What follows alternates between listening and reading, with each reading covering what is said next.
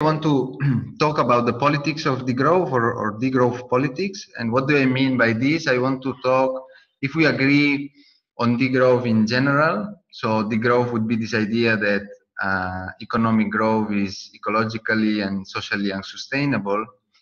And as I will argue, it might have also come to an end. That then if we are thinking that we need something different, then how do we get there to that something different that we are imagining, that we are envisioning? So if you want, this is going to be a talk about the transition, although transition is a name that has been co-opted already by the mainstream. So sometimes we use the word transformation or socio-ecological transformation. And the points I want to make is, what is it that we want to do or we need to do, for example, in terms of public policies? How are we going to do them? Who is going to do it? Who is the political subject or the agent of change, as it is sometimes named? And for whom are we going to do these things? So this is the more or less the overall presentation. There is a book, if you want, published 100 years ago, which was titled How It Has to Be Done, and it was a book by Lenin. So this is not a new question. I'm not saying I'm a Leninist, but I'm saying that the question that Lenin raised and many other people raised is relevant. Most of the things I'm going to say comes from this little book that we published, that you can see also on my slide, 2 years ago in English, and it is out also in German. It has been out now for a few months. So you can have a look at that, and if you don't have enough money to buy the book, then you can email me and I send you the PDF. So let's get started, if the presentation works, of course. So this is more or less the structure of my presentation. I will say something about what is degrowth, what do we mean by degrowth. I will then argue that we live in a post-political condition. By this I mean a condition in which it's difficult to have a debate about the roots of the problems we are facing, and therefore how we could change that. And I'm going to argue that degrowth has come to repoliticize the debate, and in particular the debate about sustainability, but more general than that. I'll then more or less look at the different strategies and actors that are involved in this degrowth transformation, if you want. And I will try to focus on what is called the new left, like Podemos or Syriza in Greece. Not because I think it is the most important, but because I think it's one of the things we have to discuss, while it is also important to look at activism or grassroots alternatives and so on. But I think we are more familiar with those and less familiar with policy making.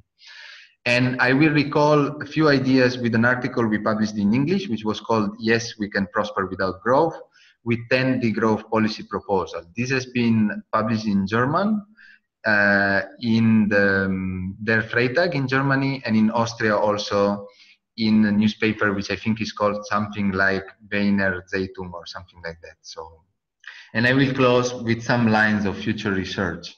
Normally I would say that you are welcome to interrupt me if something is not clear, but you would have to come close to the computer to raise the question.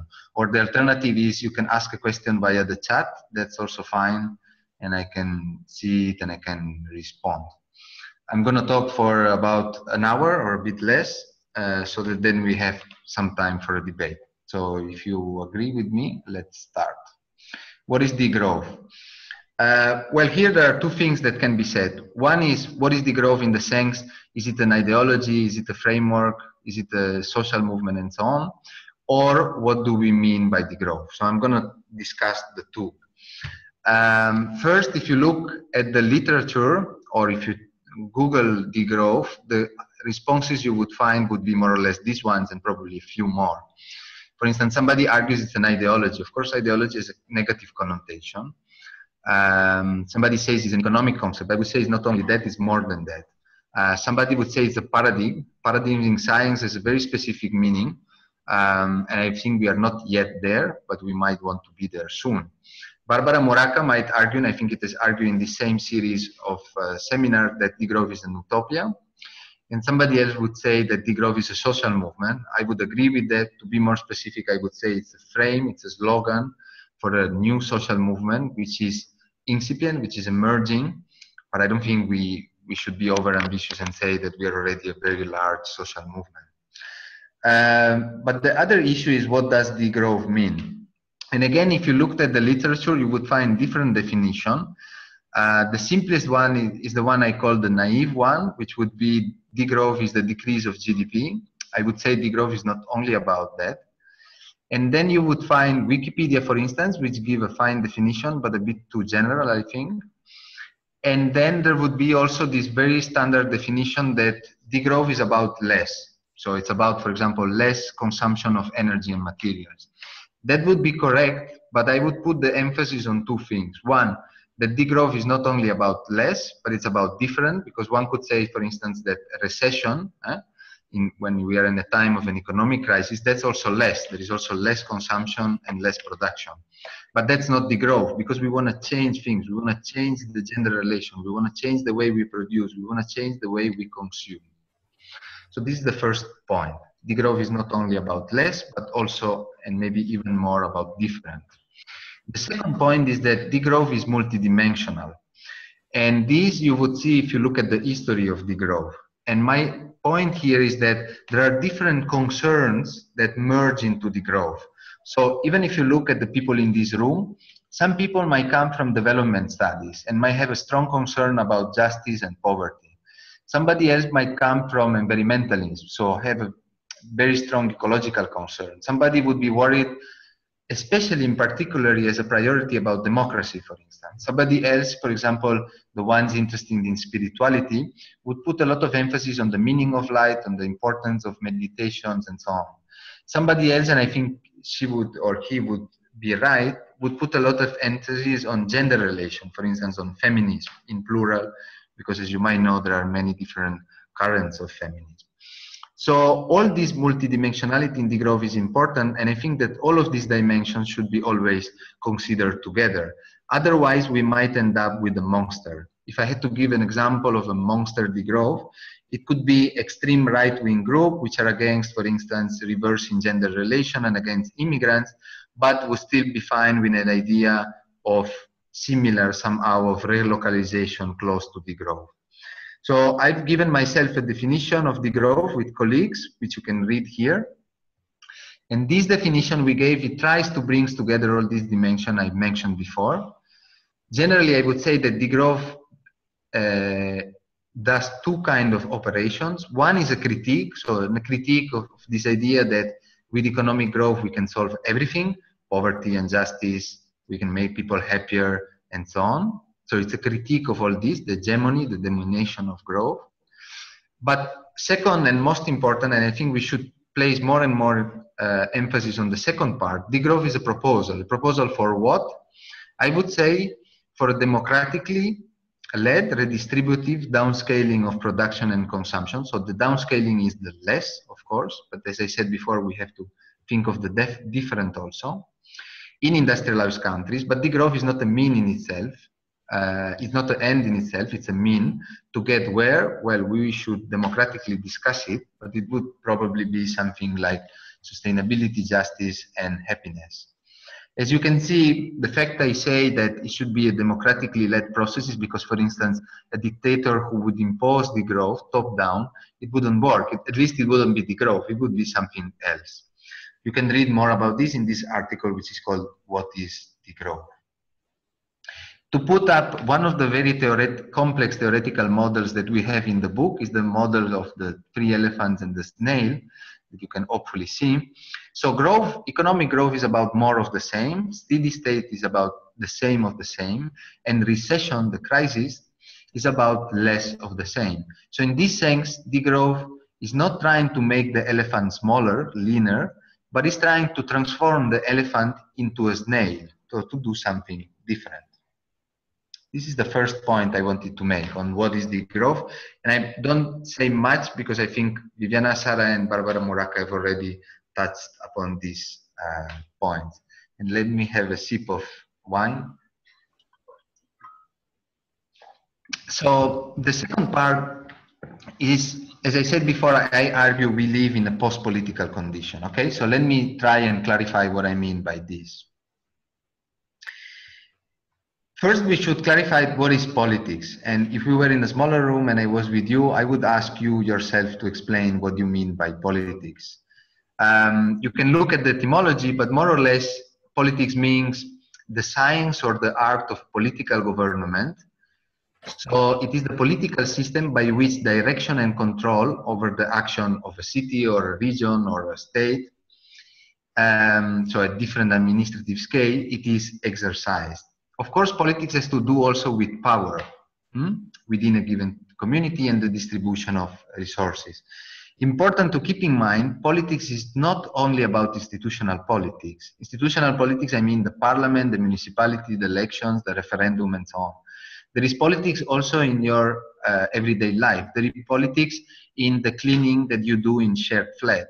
For instance, if you live in a shared flat, you might have noticed that one of the very contentious issue is cleaning or cooking, for instance, or who buys the food. And all that is what the feminists call reproductive work or care. And that is also political.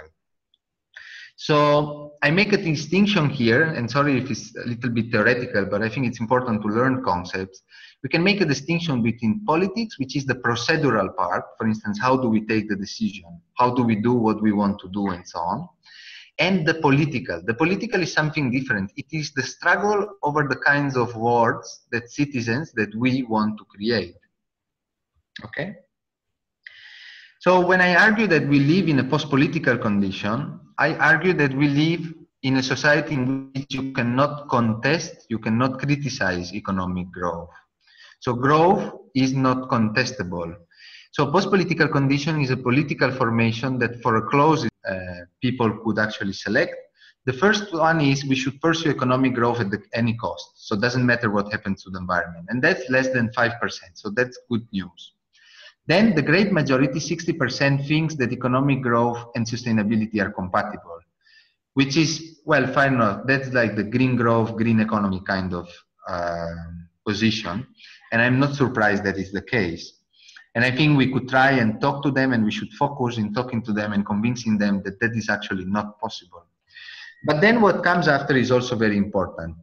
The two different answers that come after, that you can read yourself, one is saying that we should be neutral, we should ignore what happens to economic growth and do policies with the objective of sustainability and justice and so on.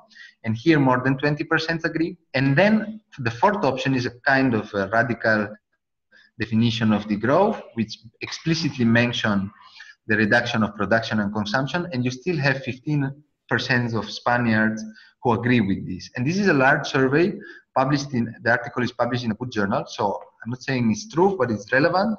And to say that 35% of the Spanish population agrees with the growth, more or less, I think it's something that we could work on, given that still all the mainstream media are dominated by this discourse that economic growth is the only solution. I hope this point is clear. So the point is that economic growth is not contestable, but something might be changing, and I think that we are managing to contest it in some art. So having said this, I am going to argue that degrowth is an attempt to repoliticize sustainability. And let me see what I mean by this. So repoliticizing sustainability means to contest the uncontestable.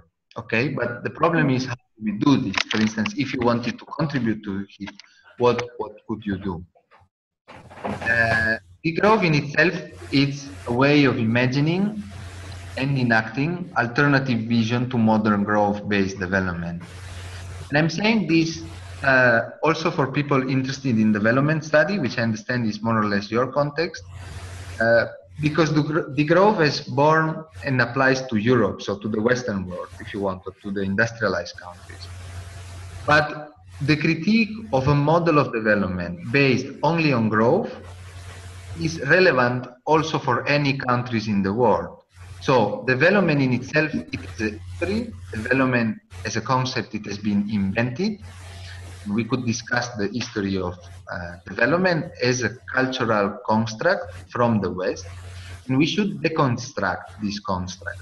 But the point is that if we criticize development, we are not trying to substitute it with degrowth. So I'm not suggesting that India or Guinea-Bissau or Ecuador or Canada should all apply degrowth. I'm saying that the degrowth debate, the vocabulary that we are using, the critique of economic growth and development that we are doing is relevant for all these countries. But what kind of alternatives these countries and people would actually imagine and enact, this depends upon the local, cultural, political, historical, economic context, and so on. So we are working also on a new book, which is going to be called the Post-Development Dictionary, with more than 80 visions and practices alternative to growth-based development around the world. But if we go back to degrowth, I would argue that, as I said before, that degrowth is a frame, it's a slogan for a social movement. And the framing process has two processes, okay?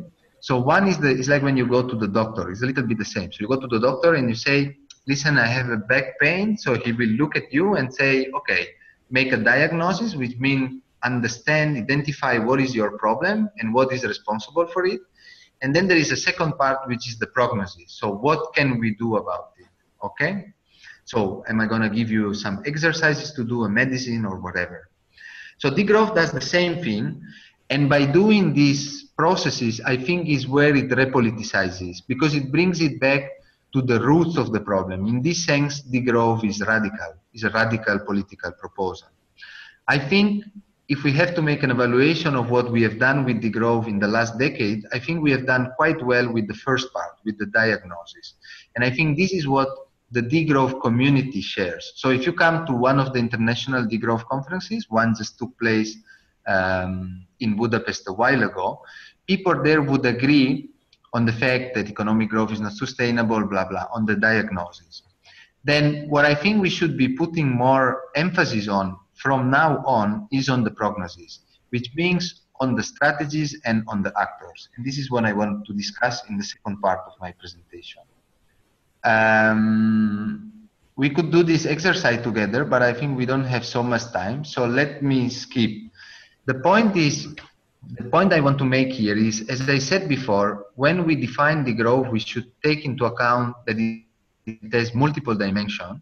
I think that when we talk about the degrowth prognosis, again, we should be taking into account the fact that it has different strategies and different actors. And the point I would make is that all of these strategies are important, and they are compatible, and they are complementary. If we look back at the historical example of other political movements, if you think of Marxism, for instance, Marxism has a very clear analysis of what the situation was. It didn't have such a clear strategy, but it had a very clear political subject. So for Marxism, the working class was the revolutionary class. So I don't think for degrowth we are at that point yet, and I'm not sure we will never be there. But we should be thinking who is going to put forward the degrowth transformation that we want. I don't think it's enough to say, for instance, that to imagine that tomorrow everybody will be good people, and because of that they will do good action. I don't think that is enough. I tend to be a materialist in this sense, in the sense to think that people mobilize when the condition touches their needs. It's like a little bit with pollution. So people might complain of an incinerator, or might complain about the mining, about a mine, because it affects their everyday life, because it contaminates their bodies, because it contaminates their livelihood. For instance, if you look at the environmental justice movement around the world, it has a lot to do with this, and you can have a look at the book called Environmentalism of the Poor, and we do also a mapping of environmental conflicts around the world, which is called the Environmental Justice Atlas. And what you see in many cases is that people react when it has to do with their own livelihood and health very often. So if I had to make a list of which one would be the degrowth strategies, or at least the strategies up to now of the degrowth movement, I would cite first the oppositional activists. By this I mean people, for instance, fighting against big and useless infrastructure like high-speed train, incinerators, highways, and so on. We can think of the environmental justice struggle, and for instance, if we want to give an example in Germany of the Ende Gelände movement, which is trying to stop coal mining in Germany. And I think they are part of degrowth and we should support them. In fact, in Germany, there is an alliance between the climate justice movement and degrowth. The second one would be what we could call grassroots alternative practices. So people doing things like solidarity economy, renewable energies, agroecology, and so on. They are practicing degrowth, they are enacting degrowth, and I think that's part, and it's part of an experiment. It's like a series of experiments in which we have a process of trial and error. I think what we do research, be it inside academia or outside, I think it's important. That, of course, is a bit of self-advertising because it's the thing I do. But I think it's important to do dissemination and raising awareness, which has to do, of course, with journalists, educators, artists, and so on. And as I will argue from now on, I think degrowth is entering into institutional politics, and it is being debated in the parliaments and in the parties. Of course, we could think of what and who else is involved in this process. But the point would also be that we have multiple strategies at multiple scales. At multiple scales, I mean from your family, from your personal life with yourself, your inner work, your spirituality, and so on, to your own family, your own city, up to the state, Europe, and the whole world, and maybe the universe also. I don't know. Let's see where our limits are. This I said before, this issue with the subject of change, or somebody calls it the political subject, the revolutionary subject, or the change agent. I don't think degrowth is a very clear subject as other movements had in the past. I'm not so sure we should identify one specific agent, maybe a plurality of them. But if we think of the place in where I'm at the university in Spain. For instance, the people affected by the mortgages crisis with the 2008 financial crisis have been an important actor of change.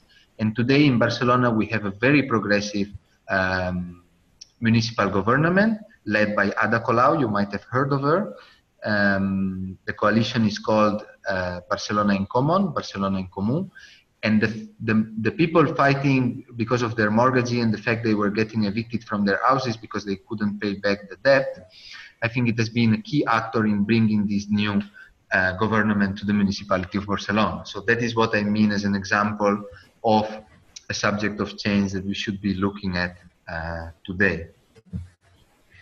Here you can, and the other thing here important, apart from the actors, it would also be the alliances. So what would be the priority in terms of alliances for the degrowth movement? I've put before, for instance, feminism or climate justice, but here I make a list that you can read while I drink a little bit more of wine to get some more further inspiration.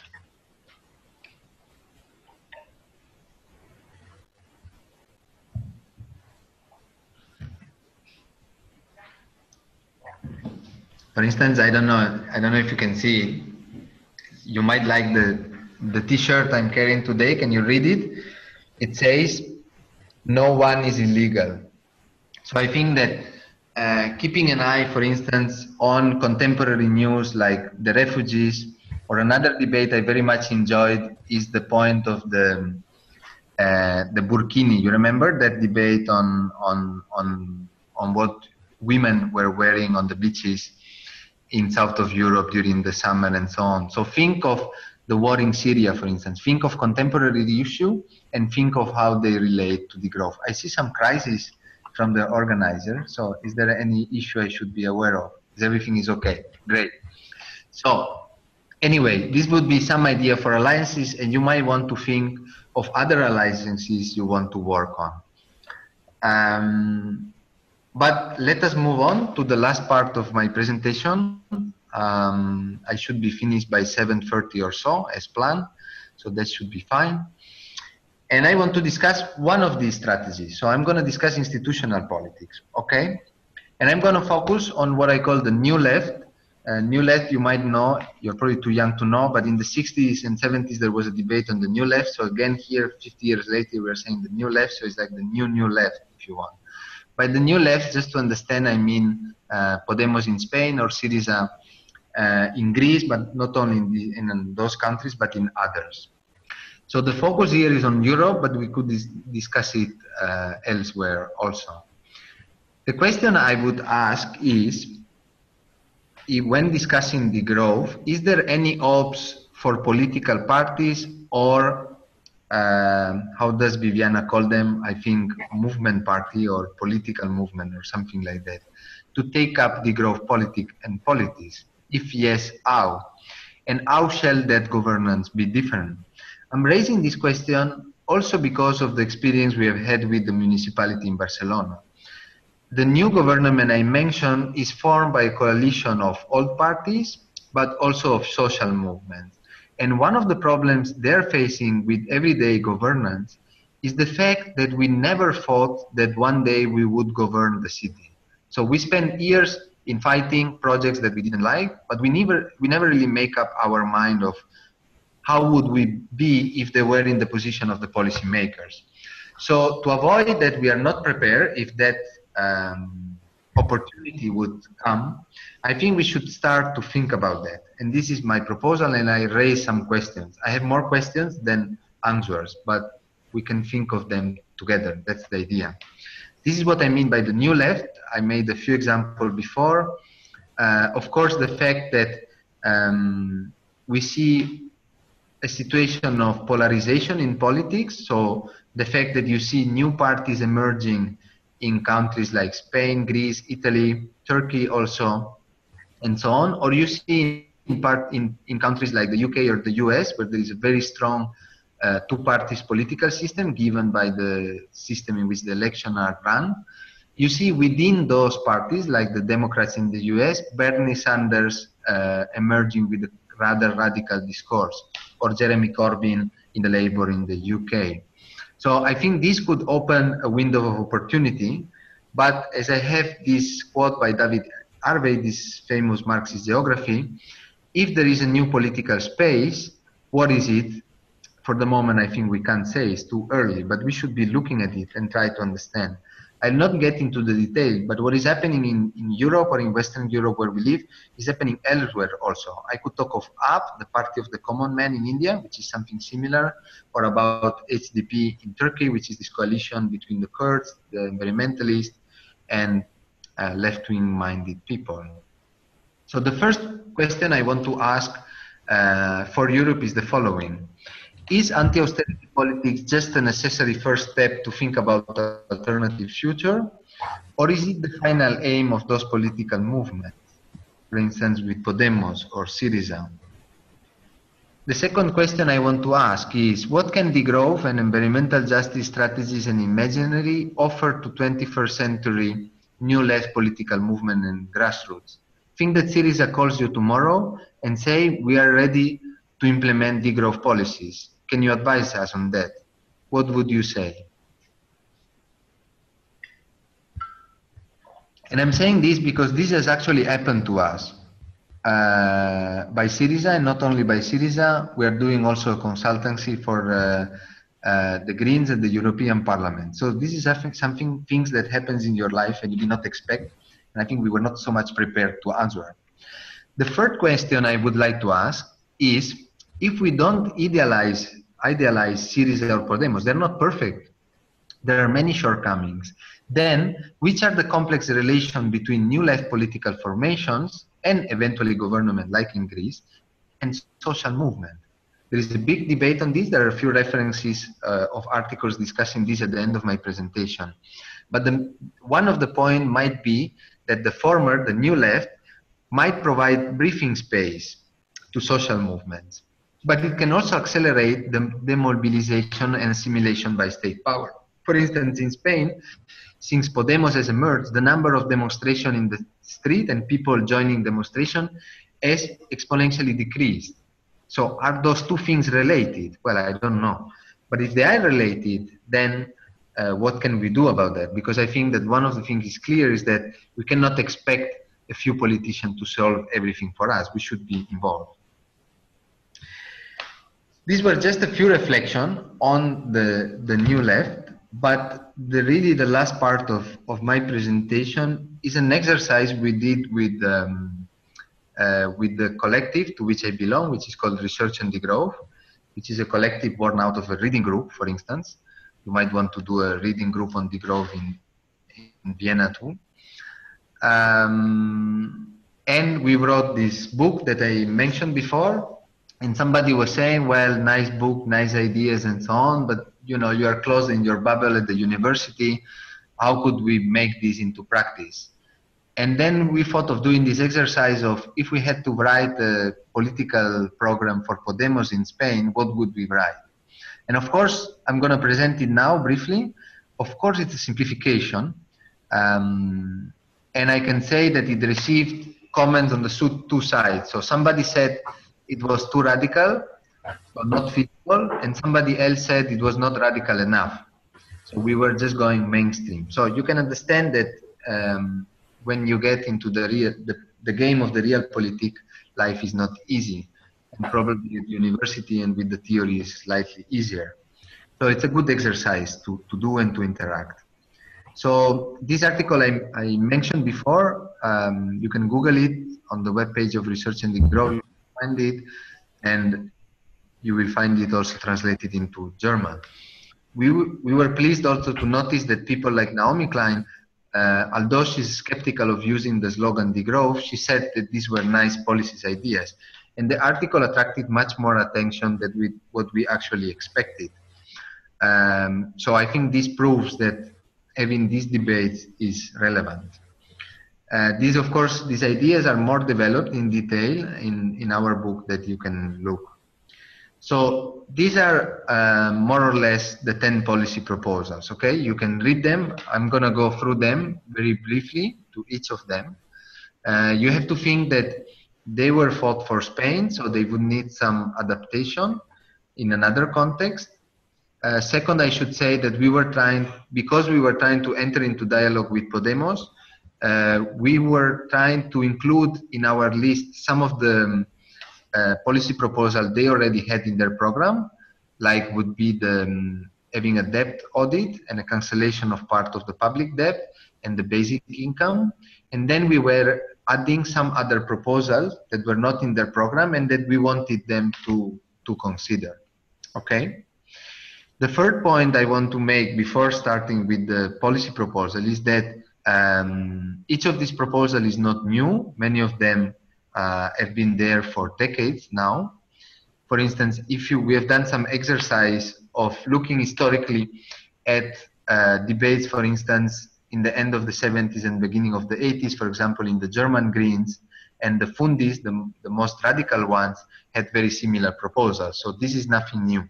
What is new, it may be the combination of the different policies. And this is an important point. Like, if you take each of these policies alone, it would not be a degrowth policies. But our point would be that you would have to implement them all together, and we should put a lot of emphasis on how they are mutually supportive. Part of this exercise is, for those of you who are economists and for the other also who might be interesting, because of this consultancy to the European Parliament, we are developing a macroeconomic model.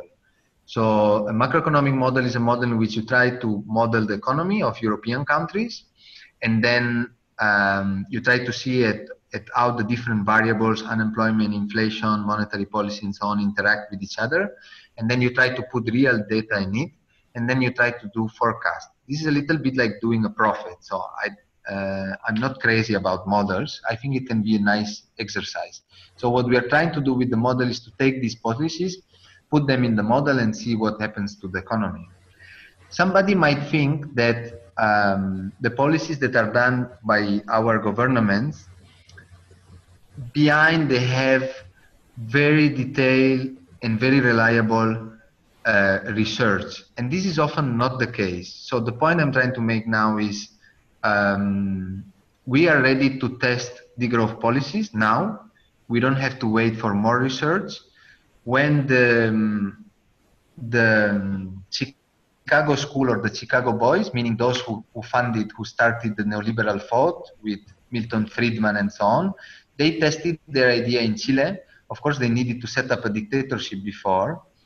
But by that time, it's not that they had very sophisticated ideas. They just tried it and see what happens. So if we did it with the neoliberal program, we can do it with the degrowth program. So let me go through the policies and then conclude, okay? So the first idea is this one of public debt. Public debt and it's also private debt is also a problem. So one of the ideas is that the economic growth is not only ecologically and socially unsustainable. There is also a point that growth might have come to an end, in the sense that European economies, but world economies in general, are not growing as they used to do in the 50s, in the 60s, in the 70s. This has been recognized now even by the International Monetary Fund. In fact, they talk about the new normal. What is the normal? The normal, it was the 50s and the 60s, where the economy grows and you generate employment and you can pay the debt and so on. And the end of the normal, or the new normal, is a new state of affairs. So this is what we are experiencing now is not a crisis, because a crisis is a temporary state. What we have entered since 2008 is a new phase of the economy, and that should be understood. Part of this phase is a problem of the economy to grow. So one of the things you can do if the economy does not grow is to generate more debt. For instance, in Spain, before the crisis, what was happening is we were getting lots of capital from abroad, a lot from Germany, for instance, and it was being invested into the real estate sector, which led to a bubble, which eventually actually collapsed. Same in the US. So we want to look back at this process, look at this debt. Part of this debt is legitimate, which means part of it is legal, but part of it was just done to speculate. So this situation should be reversed, the debt should be restructured, and part of it should not be paid. Of course, not at the expense of the Austrian or German pensioner, but at the expense of the speculators like George Soros, okay? Second point, one of the things that happens when you cancel the debt, and this has been done in the history, for instance, Germany after the Second World War did not pay the debt and nothing happened. Ecuador also did not pay part of the debt and nothing happened. In fact, what happens is that the economy starts to grow because you have more credibility on the financial market and so on. So one of the things we might want to do is to put what is called caps, so environmental limits on the quantity of CO2 or energy and materials we want to consume. This is what the Kyoto Protocol tried to do, but of course it failed because the limit was too high. Okay. Third point, one problem that you have if you are putting a limit to the economy is that because we live in a growth-oriented society, if there is no growth, the society collapses. So the debt increases, there is unemployment, and so on. So one of the things to tackle unemployment, which is a very important issue here in Spain, where half of the people of our age are unemployed and 30% of the adult population is actually unemployed, is we could reduce the working week to, for example, 32 hours. That number is arbitrary. We can discuss about it. We could have Friday off. What about having a weekend of 3 days? There's a lot of research of econometric studies done for this. And the idea would be that if we work less, we can share the work, okay? We could discuss how we do that. Then we are in favor of a basic income or a citizen's income or a universal income, you call it as you want. There are, of course, different models. I'm aware of that. We could discuss that, but the idea is that if there is a generation of wealth and if there is increasing inequality, and if so the fact is inequality is increasing, and that's what the French economist Piketty is arguing.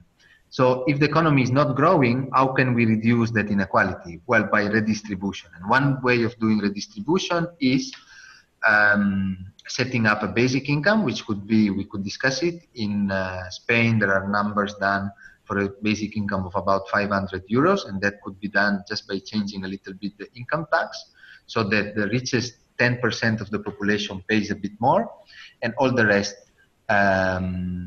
pay the same but receive a basic income. This, of course, should be done together with the maximum income. We can discuss how much we want that to be. In Switzerland, there was a proposal. It went into a referendum and it lost. But this has been done also historically. If you think of the US, for instance, under the President Eisenhower, the income tax was 90% over a certain limit. Like we could say, after you earn 1 million euro per year, whatever you earn after this, it is taxed by a tax of 100%.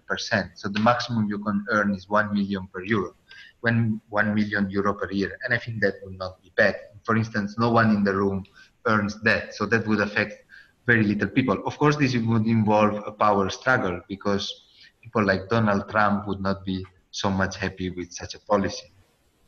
This is very much Spain specific. Because of the real estate bubble, there are many empty buildings and people without housing. So we are saying we should use the houses that are there with the different policies, but if it needed to squat them, to occupy them, meaning to challenge private property, that should also be done.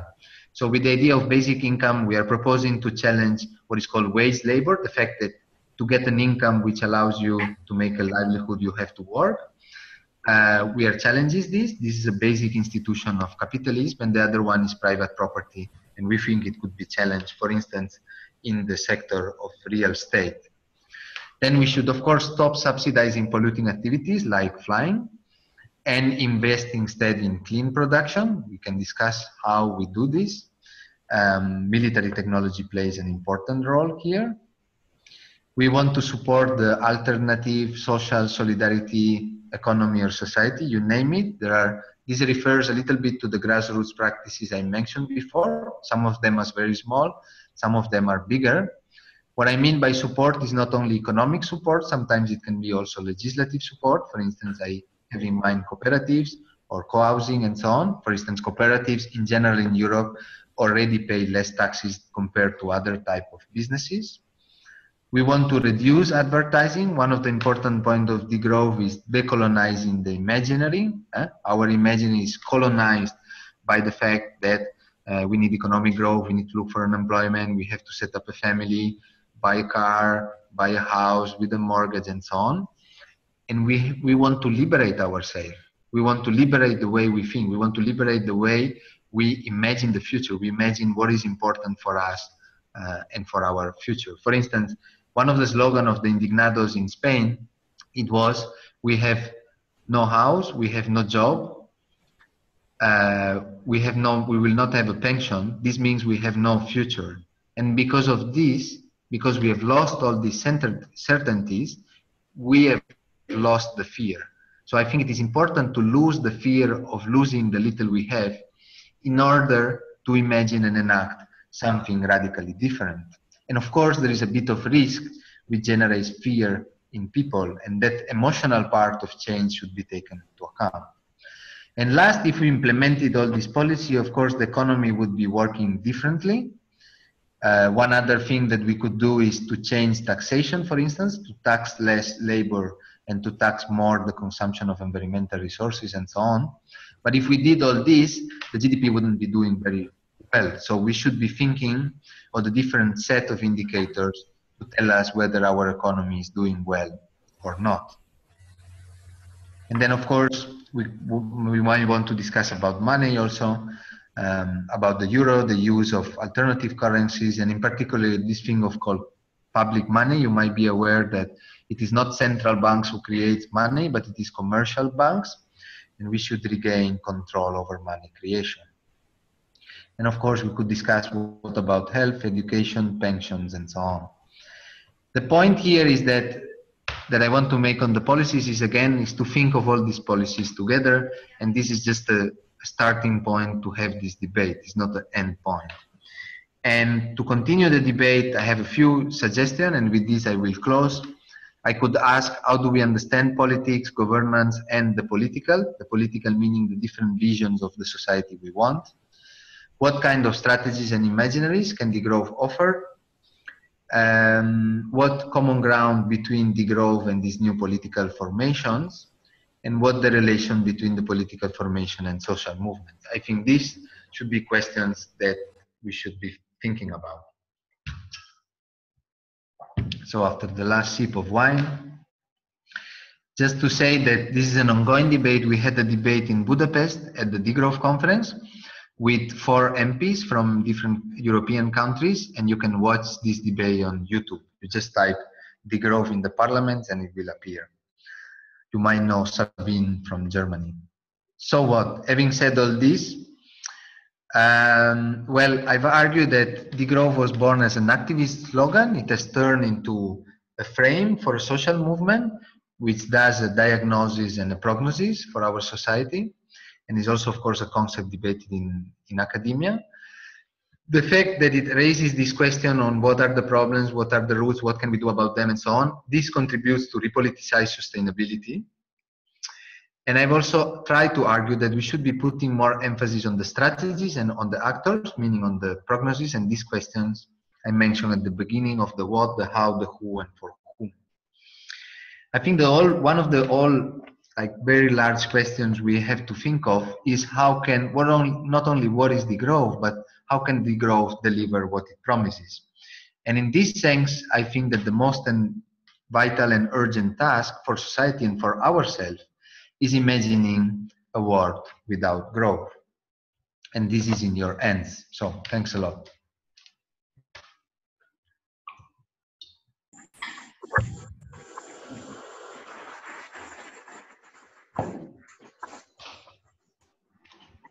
Thank you very much. We're going to have a short discussion now, and we'll be back with you in 5 minutes. Yeah, okay. Go ahead.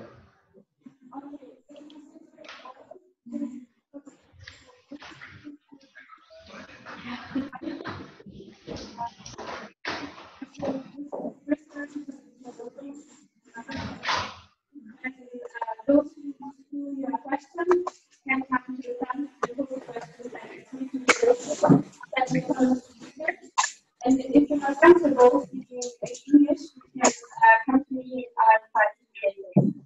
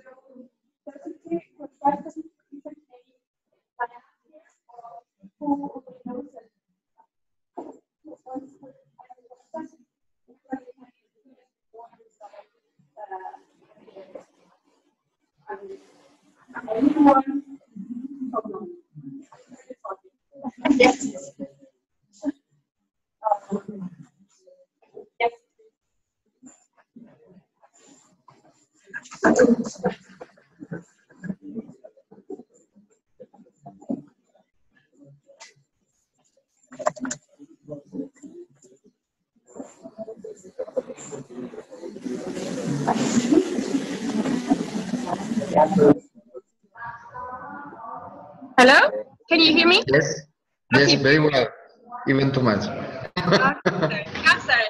Okay. We have a first question for you. Okay. Okay. Can you hear me? Yeah, very well. Okay. So one of your chapters was called "How to Gain Legitimacy," and we were discussing that with the points you just made. If we would go up to some, guy who's active in business, there would not be anything inside to convince him, right? So the whole idea against growth or for degrowth does not gain legitimacy if you're in that logic. How do you propose to convince people not in left-wing politics, but like in general? Yeah.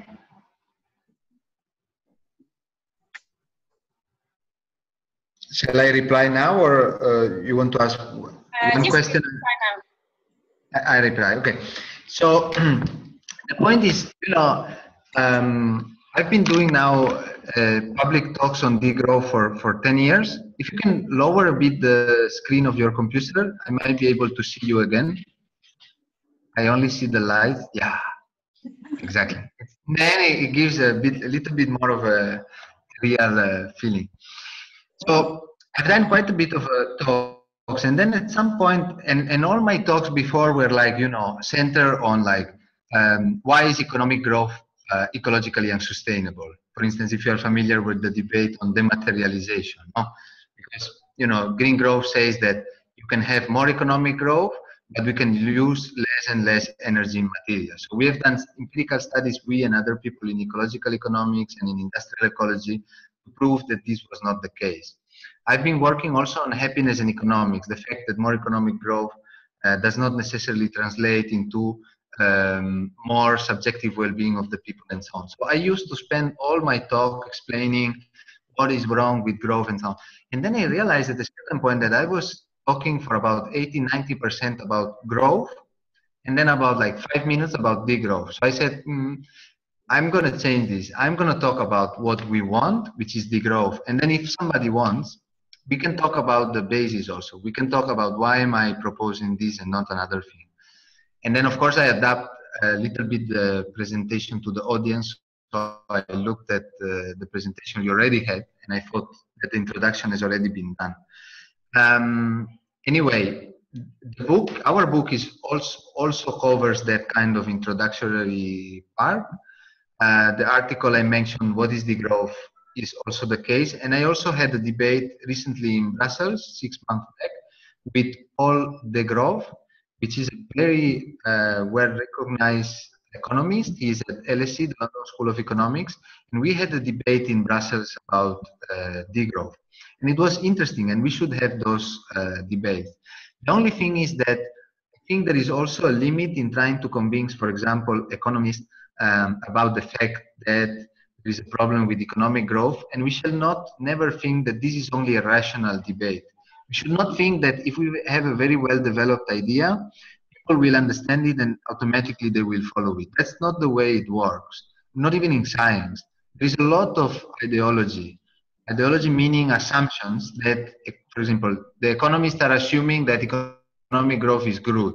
To question and challenge this assumption is not easy. There are people who spend all their careers based on that assumption.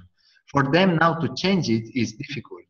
For instance, Paul Degrowth, the economist I mentioned earlier, he was ready to accept some of the critiques, and that was interesting. But many people are not ready to accept even small evidences like the relation between CO2 and GDP that I showed before in the graph. So, and even more if we are talking to the public, if you go on TV, for instance, don't focus too much on the rational idea. That's important, of course. We should be ready for that, and we should give those evidences if you want. But there is a lot to do with emotions. And that part, I think, we have to take into account also. So I think we have many rational arguments that we can give to people who want to have a rational debate, but that is not the whole story. That's only part of the story.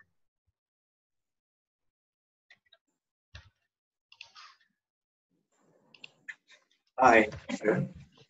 I would like to ask a question.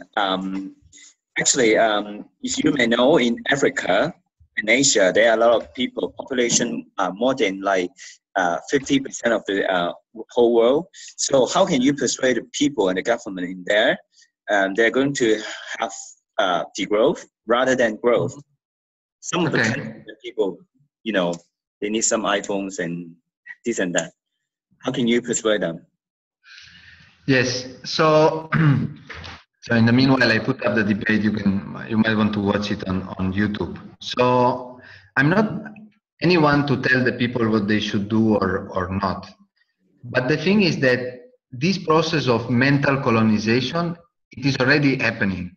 So the fact that we think that development is a good idea, no? We associate development and growth with a lot of positive things in our life. For instance, plants or babies, they grow and so on. But the way development has been framed, you can look at the work, for instance, of Arturo Escobar. Many people, and this is also in our book, who have been working on the critique of development. So to make a long story brief, there were the colonies and the colonizer, and then you have the Second World War, and then you have Truman, the US president, that comes and say, certain countries in the world are underdeveloped and other are developed. So we are going to develop them. And that was an excuse, for instance, to just change the name from colonizer to developed country and to colonized to underdeveloped country and keep on with the same dominating policies. So I think we should accept now that development, it has been a failure. We have not overcome poverty. We have not overcome inequality. Sustainability is getting worse and so on and so forth. So we should be open to something else and something different. And I think from each context, as I said before, should develop a different idea. Of course, I know that certain people would say economic growth brings a better life expectancy. Or if you look at the statistic of the World Bank, poverty has been reduced. Well, you know, but it depends how you measure poverty. What is poverty, for instance? Do you measure poverty as less than $1 per day? And then in India, what do you do with $1 per day? You don't even buy a kilo of rice. So then I think that even if you have $5 per day, you're still very poor, materially speaking, and you might be very. What if you live in a city or you live in the countryside and you have an orchard and the animals and some farm? So all these debates are complex. I don't think we are anyone to tell them what they should do, but I think that since I live in Europe, I can criticize what has been developed from here. And this idea, since it has been imposed on other countries, I think this debate is relevant also in other places. And I'm familiar with India because I've worked there. For instance, there is a debate, explicit debate on degrowth. There is a book forthcoming called Post-Growth Thinking in India with people like Vandana Shiva. There is a book that you might want to read, which is called Churning the Herd, by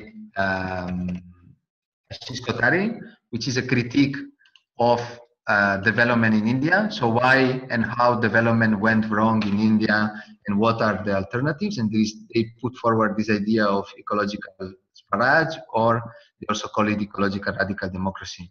Same in Latin America, for instance, in places like Ecuador and Bolivia, there is this idea emerging of buen vivir. So I don't think we have to tell them what to do, but we have to listen to what they are saying, to what the people are saying.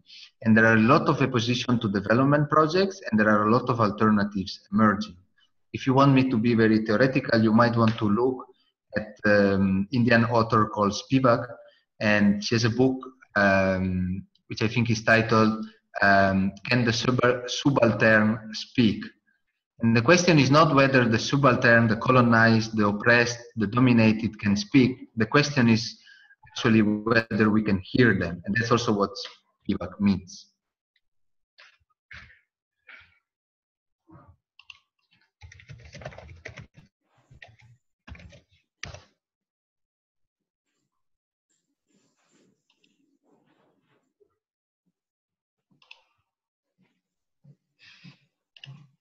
Hi. You shortly mentioned the conference in Budapest, the Degrowth conference, and I wanted to ask, as it took place for the first time in a post-socialist country, in how far the debates there differed from the debates in Leipzig or the conferences before. Yeah.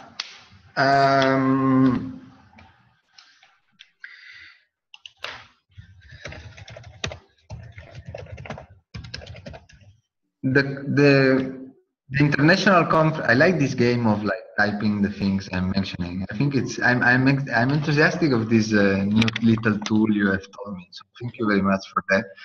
I feel like like a little kid, with this new toy at Christmas. That day in which you open the gift and so on. So each conference is different. We started them in 2008 in Paris. In fact, people were saying degrowth in English does not exist. We organized a conference which was titled Degrowth, and suddenly degrowth existed also in English. And since then, there has been a conference every 2 years. Paris 2008, then Barcelona, Venice, Montreal, Leipzig, and Budapest. I think there was that debate in Budapest of degrowth, or this kind of debate, this degrowth vocabulary in post-socialist countries. I think there were people like Daniela Domenech and Mladen Domadzek who raised interesting points on that, for instance, on this concept of the semi-periphery. And this is what I said before, is that each context is different. So it was a good opportunity for us to learn.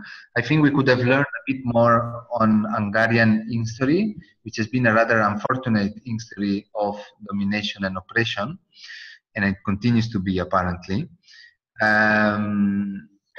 But there were also other things that emerged out of the conference, which were not strictly related to Budapest. For instance, all reflection on who are we? Who are we as a degrowth? For instance, in the opening speech of the conference, I argued that now we can say that there is a degrowth community, not just a few people talking about degrowth. No, we are a group of people which agree with the set idea and they have a similar agenda. So I think this was one debate.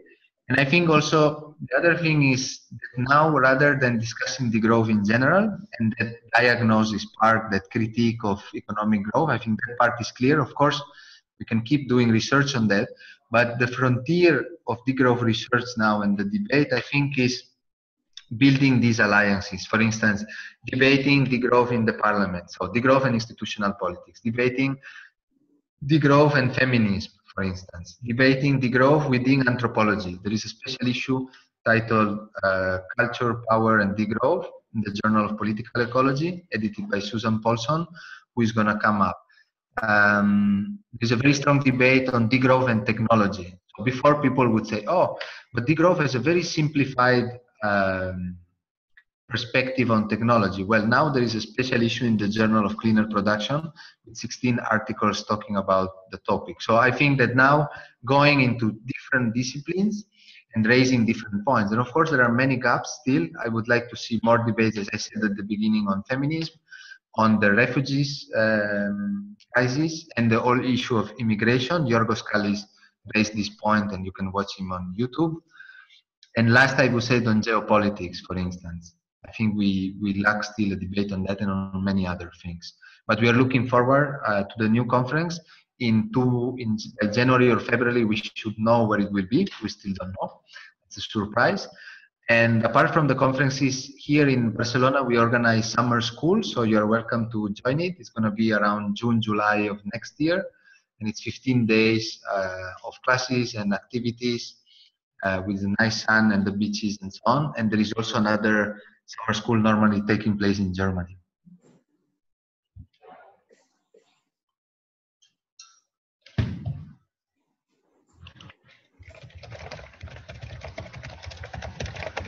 Hi, can you hear me? Very well. Okay, so I have a question concerning the 10 policy proposals you presented and that were created in dialogue with Podemos, you said. Yeah.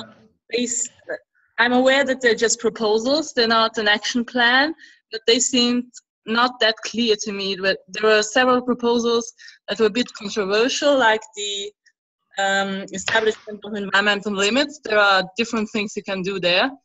And also like the debate to abolish the GDP as an indicator and establishing something else. This has been around for decades. There's been a Nobel Prize winner who has worked on that. So it's not that easy to actually create working alternatives. So what makes you think that you can actually make it? And do you think that that its policy proposals are clear enough to then build like actual policies upon and to act upon it? Because you said there are a lot of things that have to be discussed yet. That's clear to me and that's obvious. But how do you plan to discuss that and to come to a policy action plan? Thank you. Okay, very clear. Thank you. The point is, you know, when I watch, for instance, I don't know if you are familiar with European politics, but in Spain, we haven't had the government now for 1 year. We've gone through 2 national elections. So I have a lot of fun watching the debates of the candidates when the election are on. And I remember that I was watching one and they asked Pablo Iglesias, the candidate of Podemos, can you explain your economic policies in 2 minutes? So in 2 minutes, you know, 2 minutes is short. You can say a lot of things, but you can say a lot of things if those things resonate to people. If you want to say something new, if Pablo Iglesias wants to be serious about basic income, in 2 minutes, well, you can explain basic income in 2 minutes, but that's the only thing you explain, and there are many other things you want to mention. So the point of our 10 policy proposal is to make a step from what I call the post-political condition to the political. In a sense, my objective is not a plan which has been finalized and cooked for 10 years and now we are ready to implement it. No, the point is different. The point is, can we have a debate on different policies outside those 2 minutes? Can we talk about, because you know, now the debate on economic policies, for instance, is, are we going to have, for example, on labor, are we going to have in Spain, are we going to have a neoliberal reform or a very, very neoliberal reform? That's the only difference that we are having. So in this sense, and I'm going to say something controversial that I believe strongly, I sympathize with Donald Trump.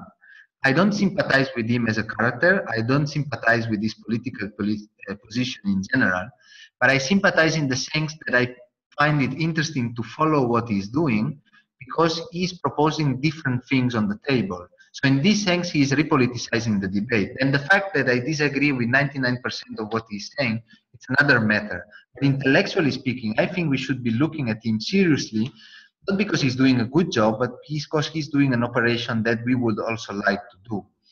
So the idea of the 10 policy proposal, it was to trigger a debate. Of course, it was a press article, not a scientific book or article. And I explained them also in 5 minutes. So I could give more details in another setting if we had more time. And as you said, many of these ideas are not new. So there is a long debate about that. Then what makes me think that I am or we, the degrowth community, is going to make it? Well, I have no idea. But it has to do with the meaning of my life or with the meaning of what I do. I don't do what I do because I think it will happen. I do it because I think it makes sense, because I think it makes sense for me to wake up every day and do what I do. And it's same is like with raising children. I don't think you will know that your children will be happy in his life, but you do everything you can for that to happen. And I think that's what should be driving us. The process in itself is the end, not the end point, that of course depends on many other things. And what makes me hopeful is that, one, there are fractures in the system. So although the system seems to be so strong, the hegemony or the mainstream, that's so difficult to challenge, I think there are moments in which there are things happen like the indignados, in which there is a surprise and something happens that we didn't expect. And the other thing is that, you see, it was different to talk about degrowth 10 years ago when the economy was doing well and everybody was saying you are crazy. Then when the economy collapsed in 2008, for 1 year or two, we received a lot of attention because we had been the only one who had been thinking of how we could manage an economy without growth. So I'm not a prophet, so I don't know what will happen. If the economy still continue not to grow, despite the monetary policy, for example, by Mario Draghi and the European Central Bank of quantitative easing, which is basically putting a lot of money into the system and making a big gift to banks. If the economy doesn't grow, then I think at some point we will have to stop. The politicians will have to stop saying and promising that, oh, let's sacrifice everything, austerity policies and so on, to get economic growth and get employment again one day. And let's start to seriously talk about how we could manage and prosper without growth. And I would be happy if we would discuss about it openly in the mainstream, on TV, for instance. Then what we will do or not, it doesn't depend upon myself. I don't believe in technocracy. So I don't believe in the role of the experts. We as experts can bring information to the debate. But in the end, if we believe in democracy, it has to be a democratic debate. And in that sense, everything is open. But I would prefer that we collectively decide to commit suicide and we extract all the fossil fuels that is under the ground and we burn what is called the carbon bubble, then just thinking that, oh, we're going to manage it, don't worry, you know. And so doing, we are like cheating the people. So I prefer transparency, if you want, and informed decision to just closing our eyes. So what we are trying to do is to bring back a political debate. Whether we will succeed or not, we don't know. Whether we are on the right track, we are using the right strategies, we don't know. But we also don't know what will happen. And there might be forces and alliances that help you at some point. So in general, in life in general, I would say do what you believe in, not what you think that will be successful.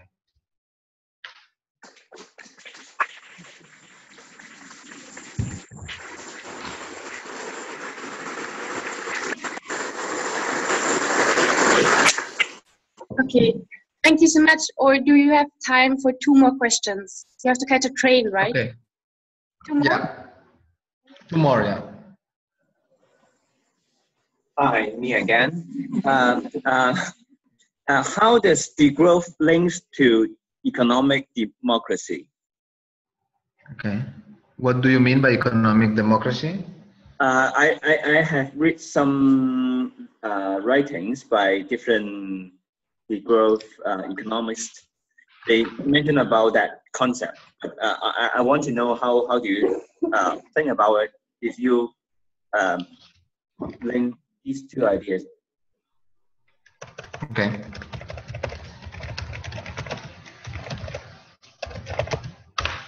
See, since I don't know the response, then let's Google it now. maybe we will find something. So I was going to say that there is a scholar in the Czech Republic, in Prague. It's called Nadia Janishova, who has worked a lot on what is called the social and solidarity economy. And there is also this paper by Julien François Gerbert, who used to be a colleague of mine, and some other people discussing the example of Cuba. For instance, Cuba had one of these unexpected happening that I mentioned before. The Soviet Union collapsed, and Cuba stopped to receive help from there. And they had to reorganize their economy without much oil, for instance, and urban gardening emerged as an important practice. So in the article, they discuss how this relates to degrowth. To tell you the truth, I don't have anything specific to say on economic democracy, but it's a little bit like solidarity economy, agroecology, or a number of concepts that have been debated. For instance, there is a big debate on cooperatives, when and how cooperatives can be an interesting experience, a transformative experience, and so on. And there is a lot of theory done, and there is a lot of done in the practice. And I think with degrowth, we have to relate with all of this. So here I can also mention attention, okay? So when I say that there are degrowth practices, then what do I include as degrowth practices? And this is a question for you. Shall we only include those who explicitly use the slogan degrowth as a common horizon? Or shall we also think of people, for instance, doing agroecology or economic democracy, who are not using degrowth, who might not even know about degrowth, but should we look at them and maybe think whether they could be part of degrowth or not, whether we want to ally with them or not? I think this is an interesting debate. In the article I mentioned before, which is called What is Degrowth? We try to do this operation. So we try to define degrowth. We define degrowth with multiple dimensions, as I mentioned before, and then we try to take a series of practices and say that if the practices respect one of these sources, for instance, if they're about democracy, justice, sustainability, and so on, they can be considered part of degrowth. And since if one of these practices contradicts one of these criteria, for instance, is against the refugees or against the immigrants, then it's not part of degrowth. So I think this is part of the debate I mentioned we had more strongly in Budapest of who are we as a degrowth community, who is part of degrowth and who is not part of degrowth. And I think this should be clarified.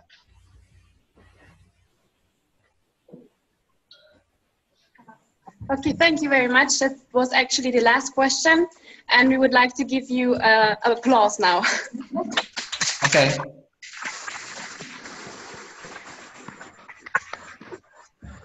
Okay, so thank you very much for inviting me. I hope to be in touch with all of you, and if you have any doubts or any information, just let me know. Bye. Bye. Thanks a lot for the invitation. Cheers. Thank you. Bye-bye to you.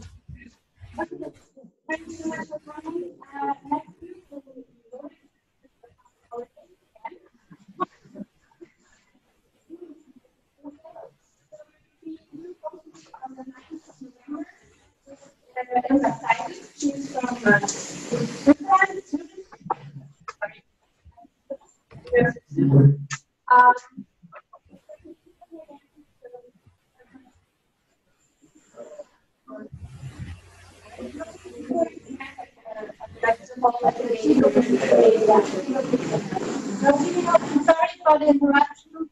If someone knows what to do with this,